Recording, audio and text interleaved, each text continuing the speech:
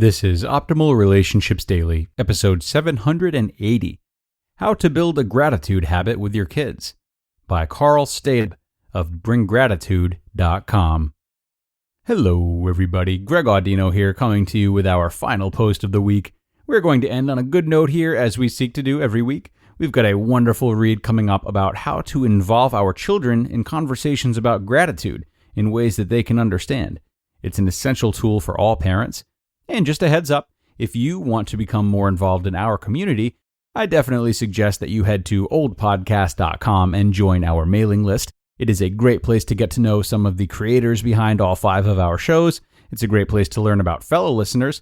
And of course, it's a great place to keep up with all of our shows and how you can contribute to make them all even better. Now, I know that sounds very exciting, but before you do that, let's listen in on today's great post and start optimizing your life.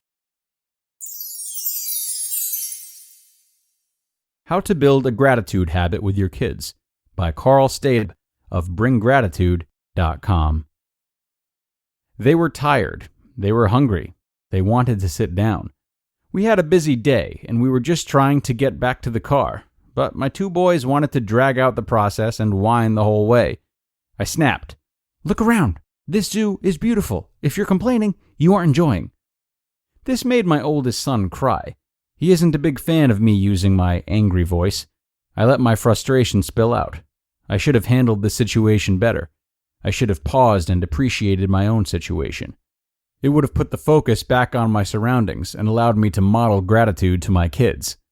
So many parents don't utilize this pause as often as they should. I'm guilty of this. I've been working on pausing to appreciate before I let my anger spill over. Many parents are guilty of not pausing before they speak. If we can't model a better behavior as a parent, then how do we expect our kids to take a pause before they act? Daily habits. The first part of this process starts with you. I suggest keeping a gratitude journal for the next 30 days. When you start keeping a gratitude journal, it is best to write in it at the end of every day. Keep it simple at first. Just write your what and your why. It should look something like this. I'm grateful for my eggs because they filled me up this morning.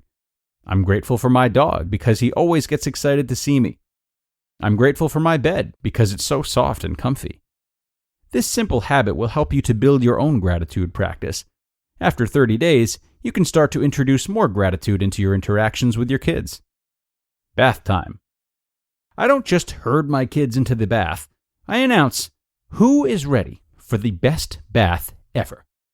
When I first started doing this, my oldest would ask, how do you know if it will be the best bath ever? I would answer, because it's the bath that we're going to enjoy right now. This was the start of planting the gratitude seed into my sons' heads. The more I did things like this, the easier it got for them to appreciate the moment they were in. Like I said about myself, the same thing goes for my kids. We all have a long way to go in our gratitude journey, but we've made some great strides. That's why I'm sharing my journey with you, and I want you to be able to help your children bring more gratitude to every situation they're in. Let's look at how we can do this. Great questions. You can start by helping your child with their internal dialogue. If they let their negative inner voice dictate their day, then they'll likely feel they're not enough, and that they don't have enough. Next time they start complaining, "This is so boring. Why is this taking so long? I don't want to." Try helping them turn their dialogue on its head. Tap into their curiosity and see if you can ask questions that help them see the interesting parts of the situation.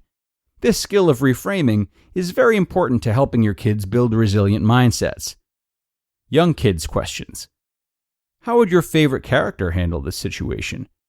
If you were a color right now, what color would you be? Why? What is one thing you could do right now to make this situation more fun? Older kids' questions. What do you notice about this situation that's interesting? What are you learning from this situation? If you were, insert their favorite musician here, what do you think they would do about this situation? A great question will help them redirect their attention. They'll hopefully be able to find a new perspective of the situation instead of complaining about it. Your ability to ask great questions will be the key that unlocks your child's grateful mindset. How you frame your questions will determine your success. Conversations. The discussions you have with your kids matter. Are you complaining a lot? Are you complimenting them? Are you showing them things that you enjoy and why you enjoy them? Every interaction matters. They see the example you set and incorporate it into their lives. You can start by asking your kids, what was the best part of your day? Try to do this at the end of every day, because this will give your child the opportunity to reflect upon and retain the positive things that happened in their day. If you can help your children focus on the good things, you'll help build the gratitude habit. Some common answers may sound like this. Toys, if they are younger. Nothing, if they are teenagers or my 9-year-old son. I enjoyed going to the zoo. If they say nothing, then ask them if every moment of their day was terrible. If they answer no, then ask them what was just tolerable. If they answer yes, then see if they'd like to talk about their rough day and try to see if you can come up with ideas to make tomorrow a little better. If they give a short answer, try to dig a little deeper to help them understand why. Understanding why they appreciate certain things will help them understand more about themselves.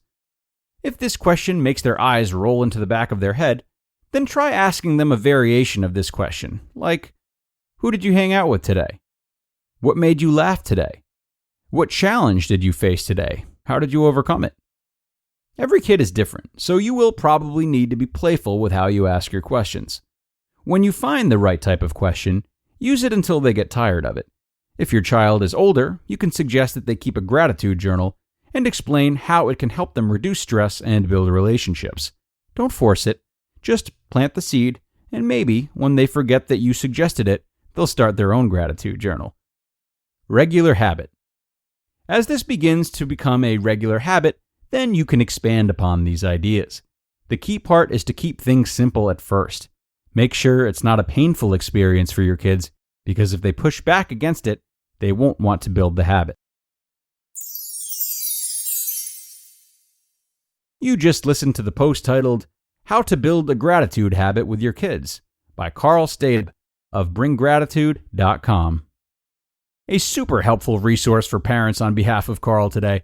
The development of a gratitude habit has been proven by researchers to be an incredibly beneficial practice for rewiring our brains to assess all situations less destructively. I would say that this is especially beneficial for children, as the experiences that shape us as children most certainly follow us into adulthood. Such a concept can be hard to discuss with children sometimes, but like with any tough topic, discussing it in a way that is relatable to them is both important and a lot less difficult than we think. As Karl described, even posing a question about how a child's favorite character or someone else they'd want to emulate would handle a situation is a very simple yet very effective tool. And I'm sure if someone had regularly asked me how I thought Dr. Grant from Jurassic Park would have handled any of my childhood struggles, I would be 10 times the man that I am today. Thank you for tuning in all week, my friends. That does bring us to the end. Have a phenomenal weekend, enjoy yourselves, and look forward to another great week on ORD starting Monday, where your optimal life awaits.